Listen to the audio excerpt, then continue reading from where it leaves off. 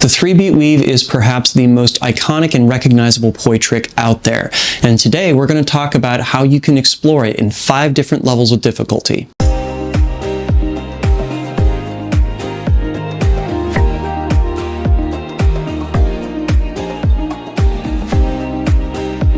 Drex here from DrexFactor Poi, sharing with you the love of poi spinning and flow arts to benefit your body and brain.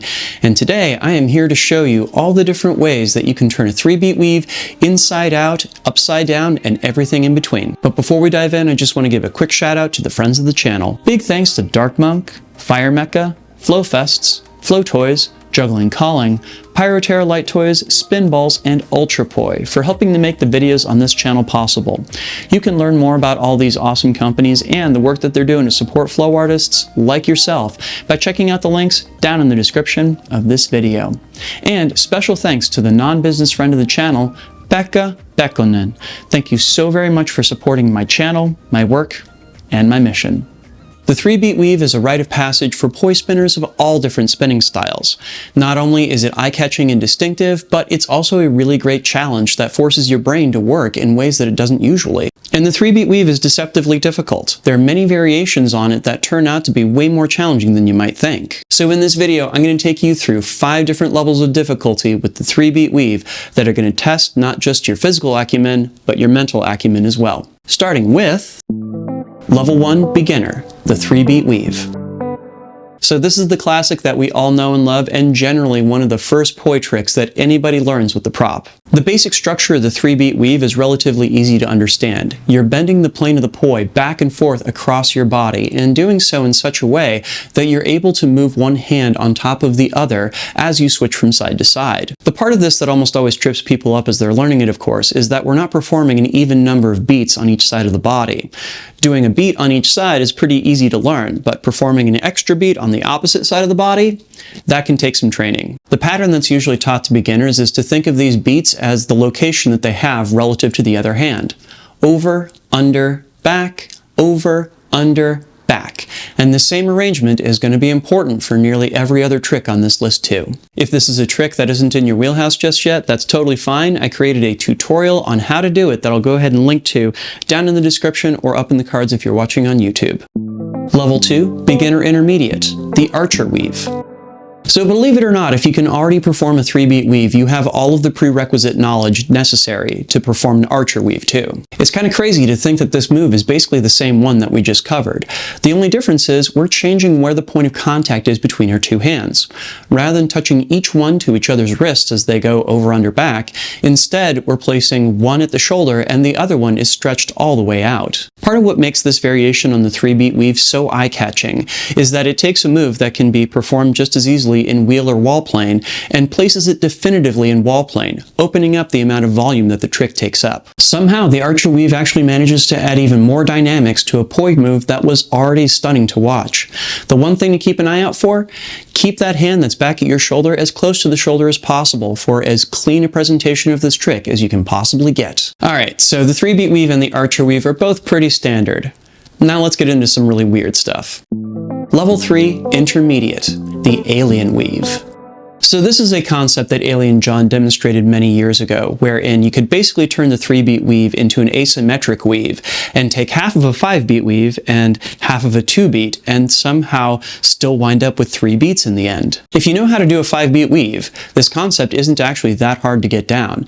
It just kind of breaks your brain because all of a sudden you're no longer trying to get the same moves on each side of your body that you were before. And yes, technically it does still count as a 3-beat weave. We are still doing the thing where we're switching which hand is on top each time, and it just so happens to be that we're piling most of the beats on one side of the body. This may seem a little more than an idle curiosity, but I actually think that it is a great tool for understanding how to do 5-beat weaves, as well as how to add and remove beats in meteor weaves. Though it looks pretty strange and more than a little bit lopsided, there is actually a point to getting down this technique. And don't worry, it only gets weirder from here, because we're about to go into inversion land.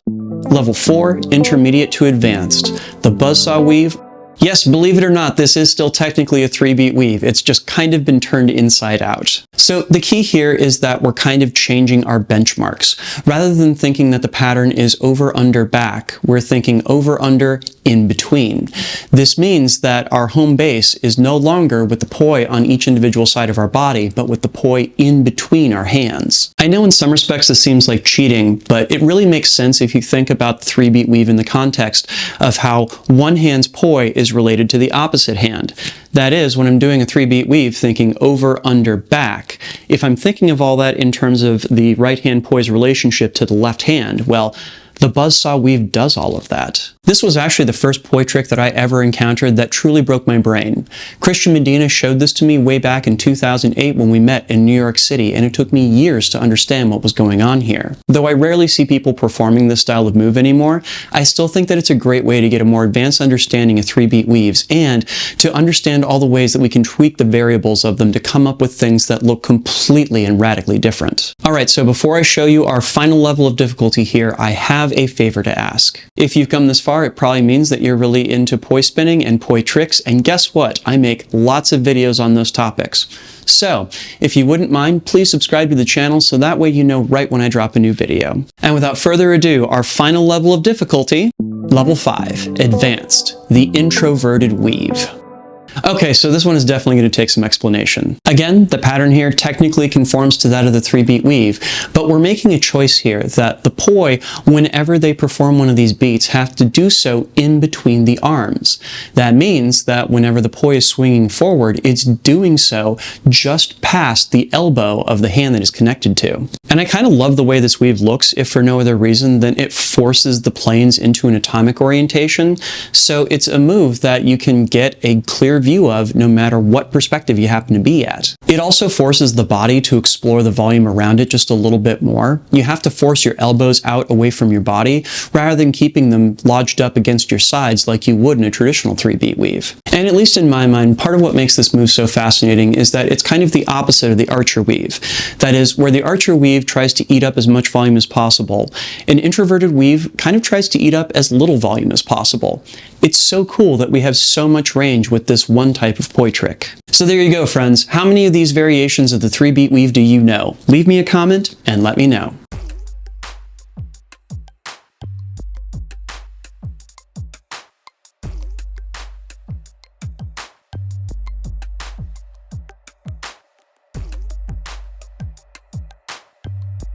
Thank you so much for watching this video, friends. It would not exist without the wonderful support of all of my Patreon supporters. In particular, I'd like to give a shout out to my Flow patrons who are listed on screen now. If you dug this video and you'd like to check out more list videos that I've done on different poi tricks, I will include a link to a playlist of those down in the description. And if you'd like to support the channel, I will also include a link to my Patreon down there. Thanks so much in advance for checking those out. Please make sure to get out and flow today, and I'll see you with a new video real soon. Take care now. Peace.